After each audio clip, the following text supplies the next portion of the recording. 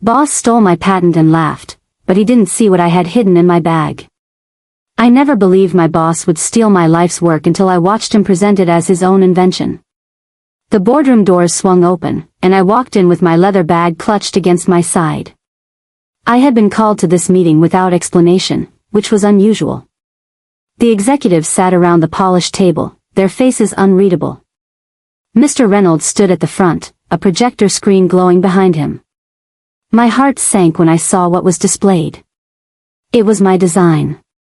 My patent. My invention that I had poured countless hours into perfecting. Reynolds clicked to the next slide and smiled at the room. "Gentlemen, this revolutionary design will transform our industry," he announced confidently. I opened my mouth to speak, but the words caught in my throat. He was presenting my work as his own creation. The executives nodded approvingly, scribbling notes. Reynolds glanced at me briefly, his eyes cold and dismissive. "You're just staff, not an inventor," he said smoothly when our eyes met. The room fell silent for a moment before returning to their praise of him. I felt my face flush with anger and humiliation as the meeting continued. Every slide showed my designs, my calculations, my breakthrough ideas. When I finally gathered the courage to interrupt, Reynolds cut me off with a wave of his hand. "Clara, please. You're being emotional," he said, his tone dripping with condescension. The executives exchanged uncomfortable glances, but none of them came to my defense. "I think you're confused about how collaboration works here," Reynolds added, smirking. The room erupted in polite laughter, as if he had made a clever joke. I sat frozen in my chair, my hands trembling with rage. This man had stolen months of my work and was now making me look foolish in front of the company's leadership. The meeting ended with a round of applause for Reynolds. He shook hands with each executive, basking in their admiration. I remained seated, gripping my bag so tightly my knuckles turned white. If you're enjoying this story so far, please take a moment to like this story and also hit the subscribe button to get notified of our new series. As everyone filed out of the boardroom, I stayed behind for a moment. My hands moved to my leather bag, feeling the weight of what was inside. It wasn't just my laptop and notes. Hidden in a secure pocket was a signed document that Reynolds knew nothing about. My patent filing papers, dated months before this meeting, with my name as the sole inventor. I had been careful, documenting everything from the beginning. The prototype sketches, the testing logs, the breakthrough moment when I solved the core engineering problem at my kitchen table. Reynolds didn't know that I had filed the patent application independently, through my own attorney. He assumed I was just another disposable employee. That was his first mistake. I stood up slowly, adjusting the bag on my shoulder. The rage I felt was now transforming into something colder, sharper. Reynolds would soon discover that underestimating me was going to cost him everything. Walking back to my desk, memories flooded my mind. I remembered the endless nights spent working on this design. My kitchen table had become my workshop, covered in sketches and failed prototypes. I had sacrificed weekends, holidays, and sleep to perfect this invention. My friends stopped inviting me out because I was always working. My apartment became a laboratory filled with tools and materials. Meanwhile, Reynolds barely showed up to supervise my progress. He would drop by occasionally, glance at my work, and make vague comments about keeping up the good work. He never contributed a single meaningful idea. He never stayed late to help solve problems. He simply watched from a distance while I poured my soul into creating something revolutionary. Now he wanted to take all the credit. The thought made my blood boil, but I forced myself to stay calm. Revenge, I was learning, required patience and careful planning. 20 minutes after the meeting ended, Reynolds called me into his office. I walked in with my bag still on my shoulder, refusing to set it down. He leaned back in his expensive leather chair, fingers steepled under his chin. "Clara, I want to thank you for being such a great team player," he began, his voice sickeningly sweet. I said nothing, just stared at him. His smile faded slightly. "Look, I know you put in some hours on this project, but you need to understand how things work here. The company owns everything you create. I'm the face of this department, so naturally, I present our achievements. I clenched my jaw. That was my design. My patent. You know it, and I know it. Reynolds' expression hardened.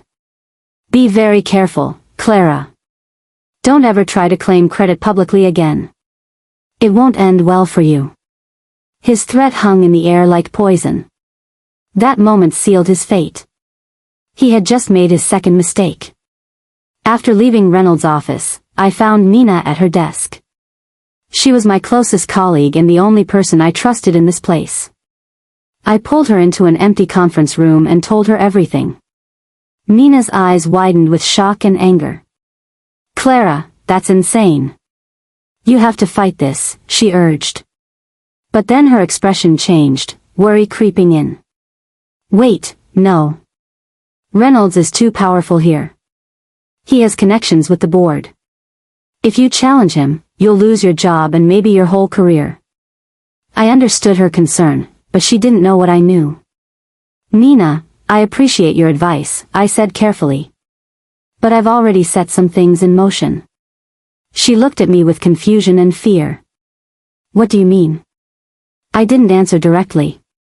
Instead, I gave her a reassuring smile. Just trust me on this. And whatever happens in the next few weeks, please don't be surprised.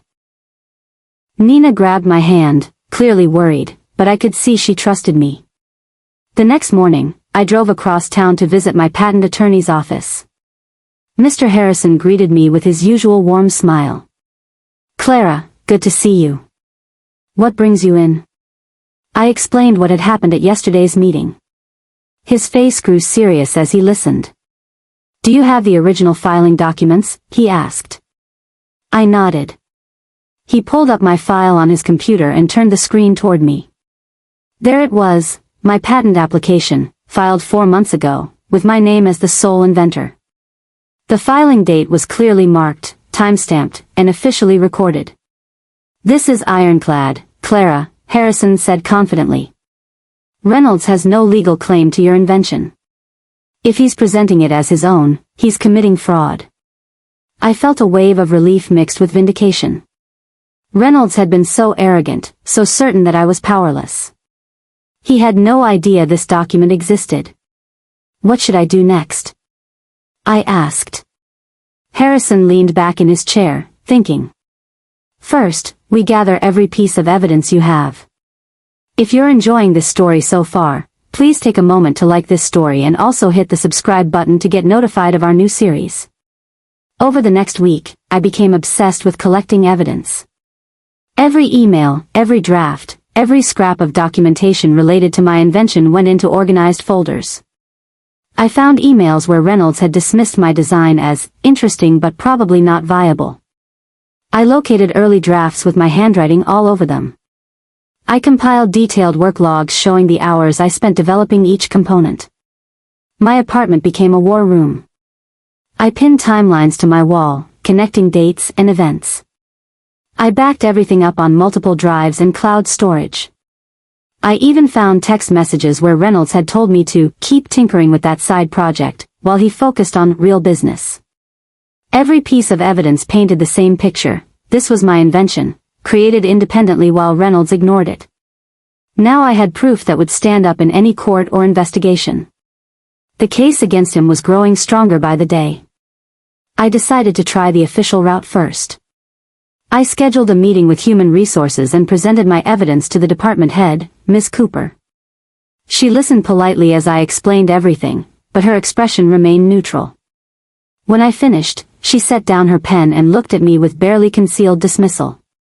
Clara, Mr. Reynolds brings in millions of dollars for this company. He's been here for 15 years and has an impeccable reputation, she said slowly. Are you absolutely certain you want to pursue these accusations? The message was clear, they weren't going to help me. I'm not making accusations. I'm stating facts, I replied firmly. Ms. Cooper sighed. I'll look into it, but I think you're misunderstanding how intellectual property works in a corporate environment. She didn't look into anything. 2 days later, I received an email saying the matter was resolved internally and that I should focus on being a team player. I realized then that I couldn't win inside this system. The decision came to me clearly one morning. I couldn't stay in a company that protected thieves and punished honesty. I typed up my resignation letter, printed it, and walked straight to Reynolds' office. He looked surprised when I handed him the paper. His eyes scanned the brief letter, and then he laughed. "Quitting? Really? Clara, you'll never do better than this place," he said mockingly. "This is one of the top engineering firms in the country. Good luck finding another job after walking out on us." I met his eyes without flinching. "I'll be fine," I said simply. Reynolds leaned back in his chair, that infuriating smirk still on his face. "Don't come crawling back when reality hits you." I turned and walked out of his office without another word. My bag was slung over my shoulder, heavier than ever with the documents and hard drive inside. Reynolds had no idea what I was carrying. He would find out soon enough. Within days of leaving, I reached out to Hammond Industries, a rival firm I had connections with. They had tried to recruit me twice before, but I had stayed loyal to my old company. Now loyalty was dead. I met with their CEO, Mr. Hammond, in a sleek downtown office. He was younger than Reynolds, sharper, and actually interested in innovation. "Clara, I've heard rumors about what happened with Reynolds," he said carefully. "If even half of them are true, I'm interested in supporting you." I laid out my situation clearly. I had a revolutionary patent, filed in my name, that Reynolds was fraudulently claiming. I had evidence, documentation, and the legal right to that invention. Hammond listened intently, occasionally asking questions. When I finished, he leaned forward with interest sparking in his eyes. "If you can prove ownership, we'll back you completely. Legal fees, court costs, everything. In return, we want exclusive licensing rights." I shook his hand. The partnership was formed. Reynolds' world was about to crumble. Hammond Industries moved quickly. Within 2 weeks, their legal team filed a formal dispute against Reynolds' patent claim. The news spread through industry circles like wildfire. I started receiving messages from former colleagues asking if the rumors were true. Trade publications began running stories about the controversy. Reynolds tried to dismiss it publicly, calling it a frivolous lawsuit from a disgruntled former employee. But clients started asking uncomfortable questions. Investors wanted clarification on who actually owned the revolutionary design. The company's stock price fluctuated as uncertainty grew. I watched from a distance, working quietly with Hammond's team while the pressure built on Reynolds. His arrogance was becoming his weakness. He couldn't imagine that I, a mere staff member, could threaten him. But the whispers were getting louder, and his confident facade was starting to show cracks. The first real win came when 2 major clients delayed signing new contracts until the patent ownership was clarified. If you're enjoying this story so far, please take a moment to like this story and also hit the subscribe button to get notified of our new series. Then something unexpected happened. A video surfaced online. Someone from that original boardroom meeting had recorded it on their phone. The footage showed Reynolds presenting his invention while I sat in the background, my face registering shock and disbelief. The video went viral within hours. Comments poured in from engineers, inventors, and workers who had experienced similar theft. "Look at her face, she's clearly the real inventor," one comment read. "This is why women leave STEM fields," another wrote. "Reynolds is a fraud," declared hundreds more. Tech blogs picked up the story. Industry forums exploded with debate. Suddenly, this wasn't just a legal dispute, it was becoming a public scandal. Reynolds released a statement calling the video taken out of context and insisting he had collaborated with me on the design. But the internet wasn't buying it. People were demanding answers, transparency, and justice. The narrative was shifting, and it was shifting against him. Reynolds didn't take the public backlash well. Within days, I received a cease and desist letter from his personal attorneys, threatening to sue me for defamation and damaging his reputation. The letter was filled with legal threats and demands that I publicly retract my claims. I forwarded it to Hammond's legal team without worry. They laughed at the hollow threats. "He's desperate," one attorney told me. "This kind of aggressive response usually means he knows he's losing." Reynolds also tried to have me blacklisted in the industry, spreading rumors that I was difficult to work with and had stolen company property. But his reputation was already crumbling, and few people believed him anymore. I remained calm through all of it. Every attack he made only made him look more guilty and desperate. Meanwhile, I was sitting on evidence that would destroy him completely. I just had to wait for the right moment to reveal it. During a strategy meeting with Hammond's team, I finally revealed my trump card.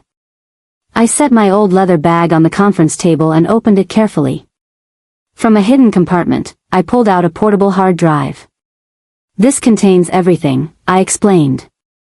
Time-stamped blueprints showing the evolution of my design. Video recordings of me testing early prototypes in my apartment. Detailed notes with dates and breakthrough moments. Every single piece of evidence proving this invention is mine. The legal team's eyes widened as they reviewed the contents. "This is extraordinary," one lawyer breathed. "This is the most comprehensive documentation I've ever seen in a patent case." Another attorney looked at me with newfound respect. "You planned this from the beginning, didn't you?" I had. From the moment I conceived the idea, some instinct told me to document everything. I never imagined my own boss would steal from me, but I had protected myself anyway. Now that protection was becoming my weapon. We decided to leak one piece of evidence strategically. I released a single email, dated 6 months before Reynolds' presentation, where I had sent him detailed specifications of my design. His response had been dismissive. "Interesting concept. Keep working on it if you have spare time." The timestamp was clear. The content was undeniable. I had conceived and developed this invention months before Reynolds ever claimed it.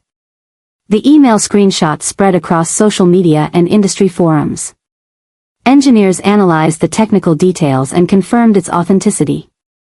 Business journalists wrote articles about the smoking gun evidence. The internet erupted with renewed fury at Reynolds. Former employees began coming forward with their own stories of his behavior. The narrative was now completely against him. He had gone from respected executive to suspected fraud in a matter of weeks. And I had only revealed a tiny fraction of what I was holding back. The real evidence was still waiting. The pressure reached Reynolds' company at the highest levels. Shareholders called emergency meetings demanding answers. The board of directors faced difficult questions from investors who were watching the company's reputation crumble. Stock prices had dropped 15% since the scandal broke. Major clients were pulling back from negotiations. The company's PR team scrambled to control the damage, but every statement they released was torn apart online. Some shareholders began quietly selling their stock, further destabilizing the company. Industry analysts started questioning whether the company could survive if Reynolds' fraud was proven. His entire empire, built on reputation and perceived genius, was trembling. And still, Reynolds refused to admit the truth. His arrogance wouldn't allow him to see what was obvious to everyone else: he had already lost. The only question was how far he would fall.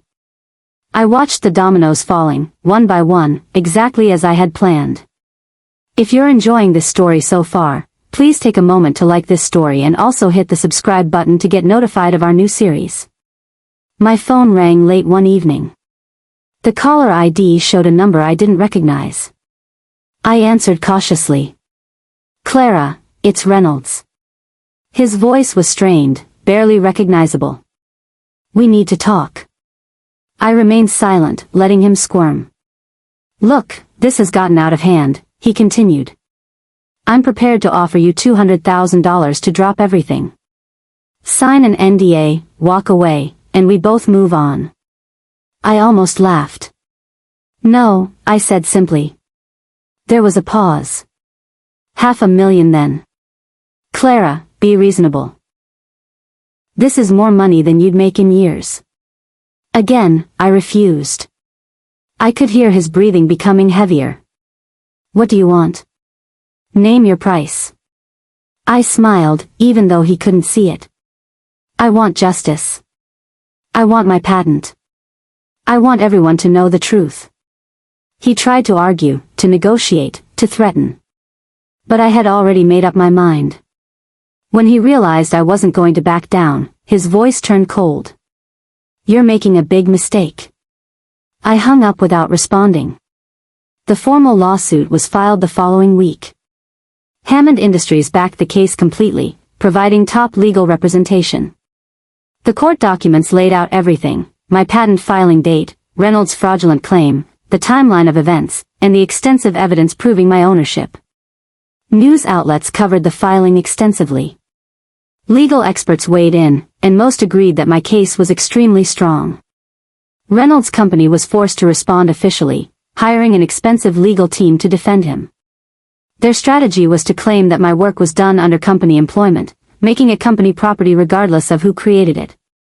It was a weak argument, but it was all they had. The legal battle was now public and unavoidable. Depositions were scheduled. Discovery requests went back and forth. The case was moving toward trial, and everyone in the industry was watching. This wasn't just about one patent anymore. It had become a symbol of how companies treat their employees and who really owns innovation. As the case progressed, something unexpected happened. Current and former employees of Reynolds' company began reaching out to me privately. They shared stories of his abusive behavior, his habit of taking credit for others' work, his intimidation tactics. Many had stayed silent for years, afraid of retaliation. But my lawsuit gave them courage to speak up. Some provided sworn statements for my legal case. Others went public with their own stories, creating a wave of revelations about Reynolds' character. The media coverage shifted from just the patent dispute to a broader examination of toxic workplace culture. Reynolds became the face of everything wrong with corporate America. Tech workers rallied around my case, seeing it as their fight too. I received thousands of messages of support from people who had experienced similar injustices. My story had touched a nerve that went far beyond one stolen patent. I had become, almost accidentally, a symbol of resistance against abusive bosses and corporate theft. The pressure finally broke Reynolds' empire. His biggest client, a multinational corporation responsible for 40% of his company's revenue, announced they were terminating their contract. The reason was clear: they couldn't be associated with someone under investigation for fraud. Other clients quickly followed. Within 2 weeks, Reynolds' company had lost more than half its business. Stock prices plummeted overnight, dropping 40% in a single trading session. The board called an emergency meeting. Investors demanded action. The company's survival was now in question. Reynolds tried to hold on, issuing statements about fighting the baseless allegations and promising to clear his name. But the damage was done. His reputation was destroyed. His company was hemorrhaging money. His legacy was in ruins. And the trial hadn't even started yet. Everything he had built over 15 years was crumbling because he had been too arrogant to recognize that I was not someone who could be silently victimized. If you're enjoying this story so far, please take a moment to like this story and also hit the subscribe button to get notified of our new series. My phone rang again. This time, Reynolds' voice was completely different. Clara, please. I'm begging you. The arrogance was gone, replaced by desperation. If this trial happens, I lose everything. My company, my reputation, my career. Please, let's settle this. I'll give you half of everything. Half the company, half the patent rights, half the profits. Just please drop the lawsuit. I listened to him plead, remembering how he had laughed at me in that boardroom. How he had humiliated me in front of executives. How he had threatened me in his office. You told me I was just staff, not an inventor, I said quietly. You told me to know my place. His voice cracked. I was wrong. I'm sorry. Clara, please.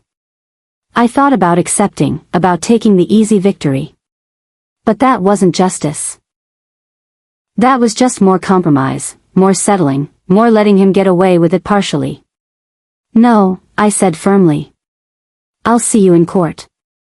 He tried to say something else, but I hung up. There would be no deals, no settlements. Only the truth. The trial began on a cold Monday morning.